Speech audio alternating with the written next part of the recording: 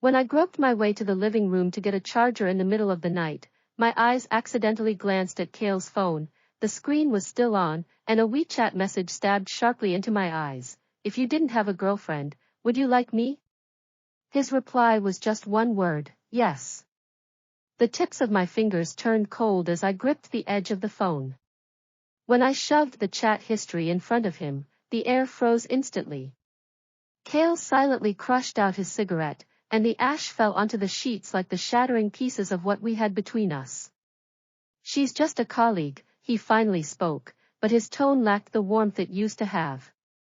I promised I'd stop having anything to do with her from now on, isn't that enough? There was no expression on his face, yet the disappointment and blame in his voice pricked like needles. In that moment, I suddenly felt like the person in front of me was a stranger.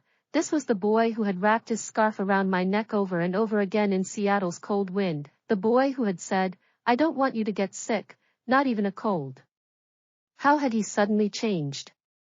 In a half-asleep, half-awake state, I heard the soft click of the door lock, and his familiar scent drifted in with the night breeze. I reached out and wrapped my arms around his neck, but when my lips were just a few centimeters from his, he suddenly turned his head to avoid me. That instinctive dodge was like a bucket of cold water, jolting me fully awake. Kael tugged at his tie and walked into the bathroom without a word. The patter of running water cut off our silence from each other.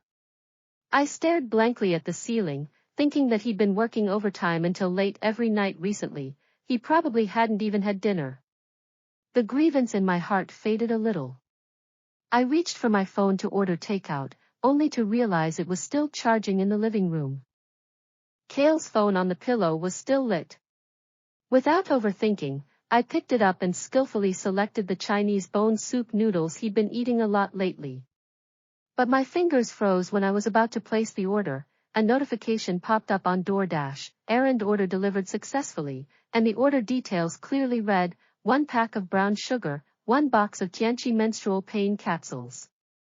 Right after that, a WeChat message popped up, the painkillers work great, thanks.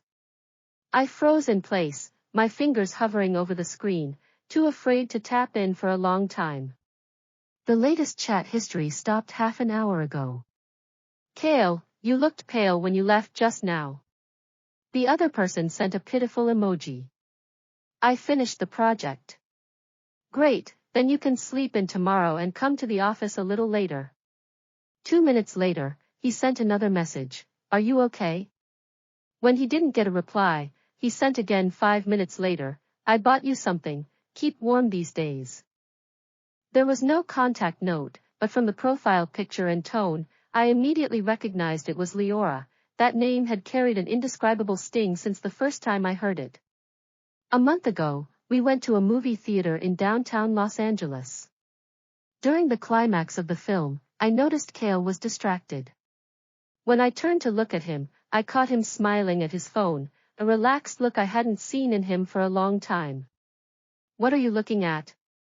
I asked hesitantly, but he didn't lift his head. Leora. He rolled those 2 syllables gently off his tongue, his tone soft beyond belief. As if suddenly realizing something, he looked up at me sharply. After a 2-second stare off, he handed me his phone. She's a new colleague at the company, she's really hardworking. I just treat her as a junior. In the video, a girl was celebrating her birthday, her face covered in cake but smiling brightly, with noisy colleagues in the background. It was sent in the group chat, I just clicked on it casually, he said, taking my hand. His palms still had the familiar warmth. Elowen, trust me. I stared at his calm eyes and didn't say I didn't believe him, but his smile from earlier kept replaying in my mind. We walked along Hollywood Boulevard in silence all the way after the movie ended. It turned out there had been signs all along. The bathroom door opened, and Kael walked out in his pajamas, his wet hair dripping water. When he saw the phone in my hand, he clearly froze. Did you go through my phone? I was about to speak when a tickle rose in my throat, and I covered my mouth to cough softly. He stared at me for a while before asking hesitantly, do you have a cold? Yeah. The autumn wind in California carried a chill, and I'd had a weak immune system since I was a kid. I always got sick when the seasons changed. In the past, Kael would always check the weather forecast in advance, remind me to take an umbrella every day, and drag me to the gym, saying, "Prevention is better than cure." I'd laugh at him for making a big deal out of nothing, and he'd hug me from behind, burying his face in the crook of my neck. "I just don't want you to feel bad." But lately, we'd been stuck in an unexplained Cold War, and he hadn't even noticed me coughing. "I've been too busy with work lately to notice." His voice pulled me back to the present. Before I knew it, he'd sat down on the edge of the bed and pulled the quilt up for me, a faint look of guilt in his eyes. "It won't happen again." I gripped the phone tighter. "Is it just because of work?" "I really don't have anything going on with Leora," he said, taking a cigarette from the drawer and lighting it, his tone full of exhaustion. I said nothing and showed him the chat history from 3 nights ago. That night, Leora had sent the message, "If you didn't have a girlfriend, would you like me?" when she was drunk, and he had replied, "Yes." When Kael saw the messages, his fingers clearly paused. He crushed out the cigarette and looked up at me, a hint of impatience even showing in his eyes. "I already said she's just a colleague, isn't that enough?" His words were like a blunt knife, slowly cutting into my heart. Just then, the phone rang again. Leora had sent a message. "You must haven't eaten yet, right? I ordered that Chinese bone soup noodles we had last time for you." My heart tightened sharply, so painful that I could barely breathe. I knew all too well how much Kael hated eating noodles. When he was a kid, his family didn't have much money in Ohio. His dad had passed away early, and his mom had gone to work in New York, so he often had to cook plain, watery noodles for himself at home, not even a single green vegetable in them. Once, I'd gone to his house to drop off something and caught him sitting on a bench, eating noodles with his head down. The embarrassment in his eyes when he saw me was something I'd never forgotten. After we got together, he barely touched noodles. I thought he'd really let go of his past. But lately, he'd been getting takeout of those bone soup noodles every day. When I joked about it, he just said, "I suddenly felt like eating them." It turned out that this sudden craving had another person behind it. "Let's break up," I said, yanking my suitcase over. The sound of the zipper was harsh in the quiet room. Kael suddenly grabbed my wrist, his grip so tight it hurt. "Elowen, do you really have to leave?" I was forced to look up at him. In the past, his eyes had always been so gentle they could drown people. During my sophomore year, I'd gone to see the sunrise in Seattle alone, and I'd run into him in the mountains of Mount Rainier. His ears were bright red from the cold, but he'd said, "I saw on your moments that you came alone." I was worried. But now, his eyes were only filled with irritation and impatience. "I'll move out tomorrow morning." I pulled my hand back. "I'll sleep in the guest room tonight." In the early hours of the morning, after I finished packing, a friend request suddenly popped up on my phone. "It's Leora." I accepted it, but she didn't send a message. Curiosity got the better of me, and I clicked into her moments. The latest post, sent 10 minutes ago, had 2 photos. One was a selfie of her, with a bowl of bone soup noodles on the table behind her. The other had a backdrop that felt eerily familiar, a checkered table, with a vase of roses on it.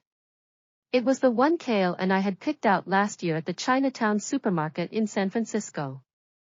The caption read, "HH, cloud eating noodles with someone," and Kael's like was clearly visible below.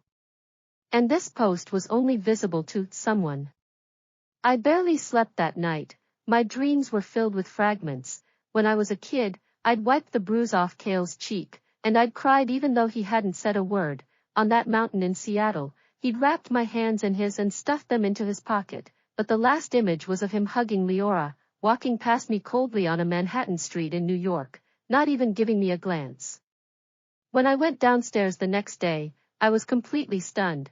Leora was sitting on the sofa, a bandage on her forehead with a faint trace of blood. Kael was bending over to apply medicine to her, one hand gently holding her chin in place, his movements careful beyond belief. Ouch! Leora let out a soft whimper, and his movements immediately slowed down, worry practically spilling out of his eyes. When Kael heard the sound of my suitcase, he turned around and frowned, but said nothing. It was Leora who spoke first, her tone open and calm. I came to deliver documents. The elevator was broken, so I fell while climbing the stairs. Sorry for troubling you too.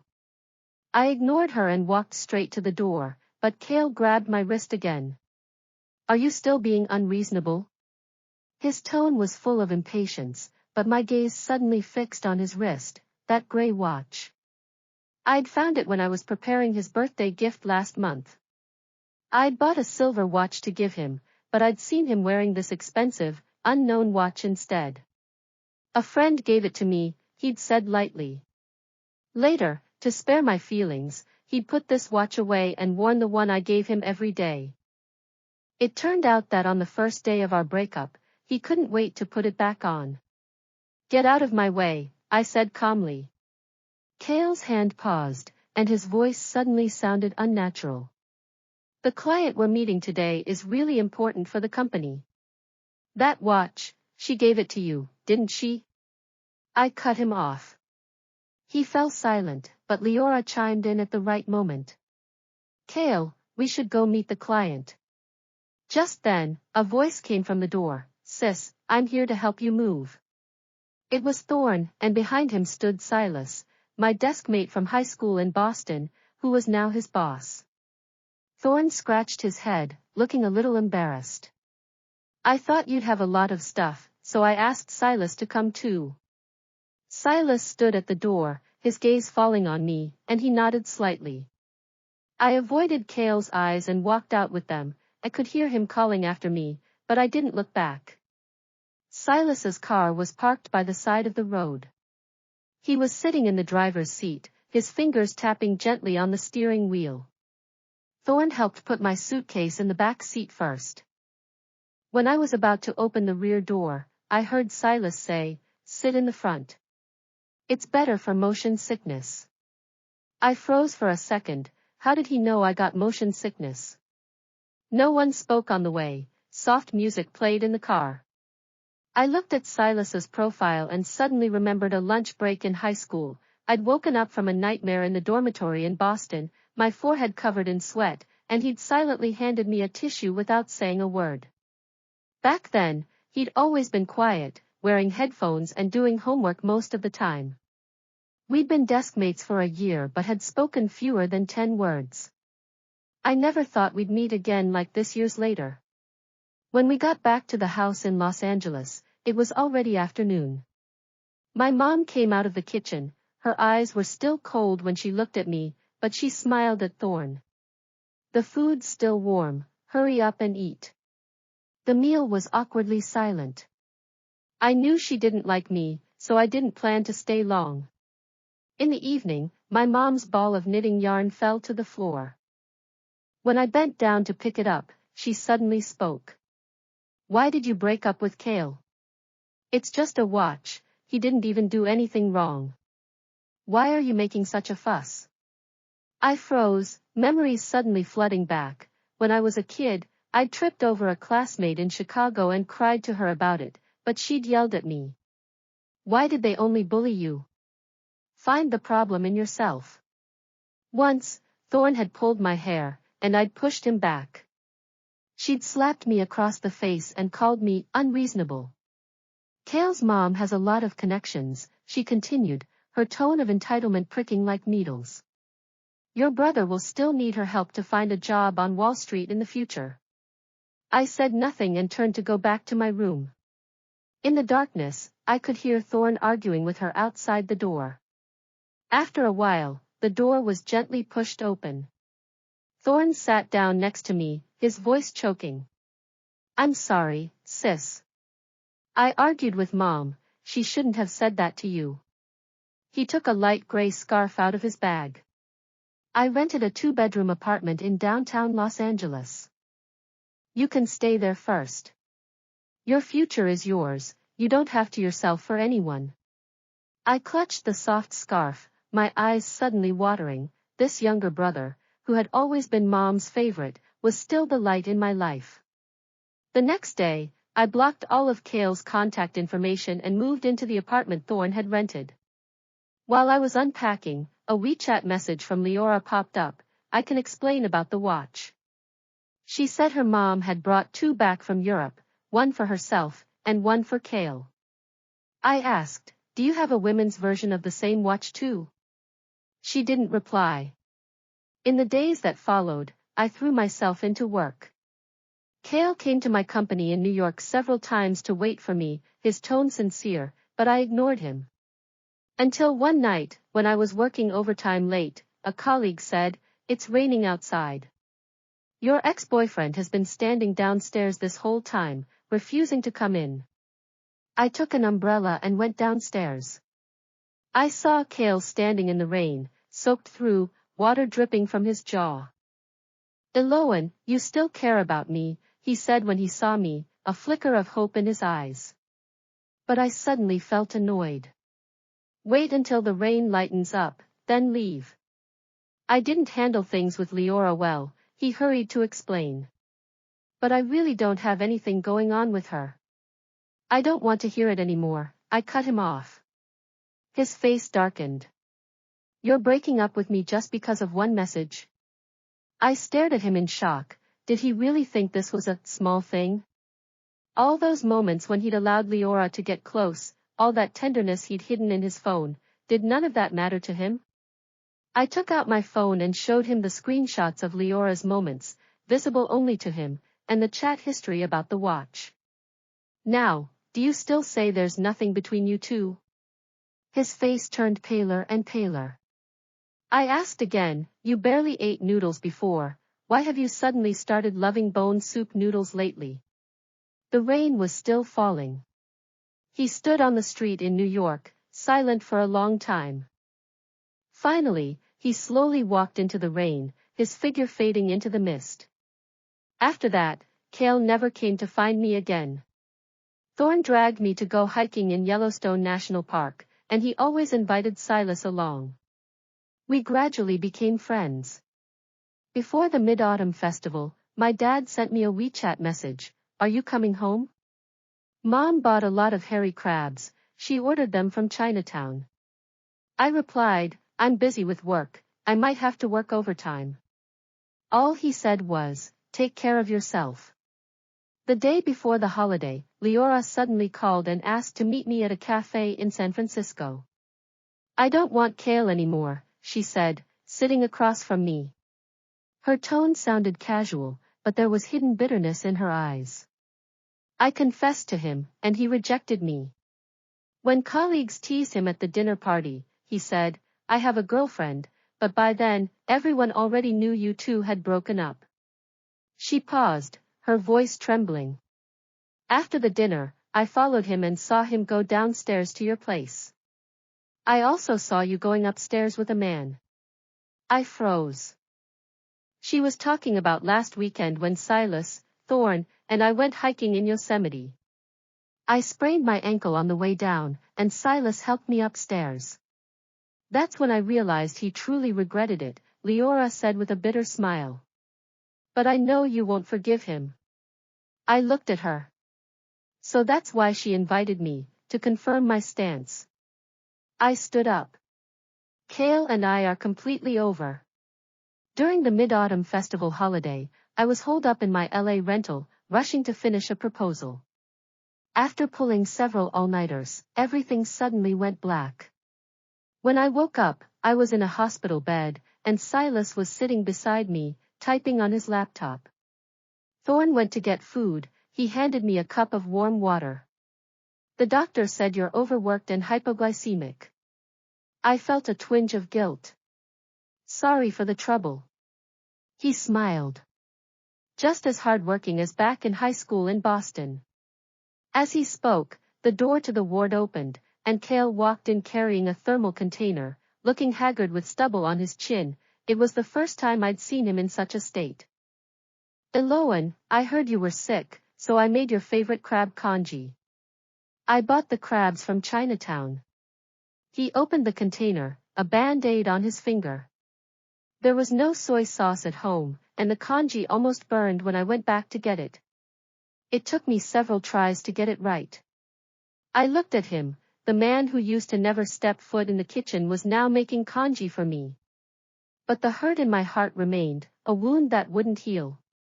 We're already broken up, I said. You don't have to do this. His hand froze in midair, his eyes red-rimmed. I've made things clear with Leora. She won't bother us anymore. Elowen, I know I was wrong. Please give me another chance. When did you start liking her? I asked calmly. He frowned, then finally said, we were working on a project in New York together. She was so hard-working, and I saw in her the same spirit you used to have. I know I love you, but I still did something to hurt you. Suddenly, Silas leaned in and tucked a strand of hair behind my ear, his movements natural and gentle. Kael stopped speaking. Silas looked up at him. Go on. Kael was silent for a long time. He placed the thermal container on the table and said in a low voice, I'm sorry. He walked slowly, his back slightly hunched, as if carrying a heavy burden. When we were alone in the ward, Silas looked at the thermal container, deep in thought. When you were with him, did you always cook? I nodded, and he smiled. I thought so. After a pause, he added, I'm a pretty good cook. I can make you something next time. I learned Chinese cuisine in Boston. It was only when the nurse came to change my food that I realized my heart was pounding rapidly. Silas tucked the blanket around me and suddenly asked, didn't his words affect you at all? No, I replied. He smiled. Good. On the day I was discharged, Silas came to pick me up. It was November, and snow was falling in New York. He leaned against his old Ford, a corner of his woolen scarf fluttering in the wind. In the trunk lay my dusty violin case, the bow still askew from when I'd hastily put it away before my hospitalization. The doctor said you need more sun, he said, pressing a cup of hot cocoa into my freezing hands. The condensation from the cup dampened the bandage on my sleeve. As the car drove over the snow, a small bear-shaped air freshener on the dashboard swayed gently, the same one we'd bought at a gas station on our first date. When we reached the Brooklyn Bridge, he suddenly stopped the car.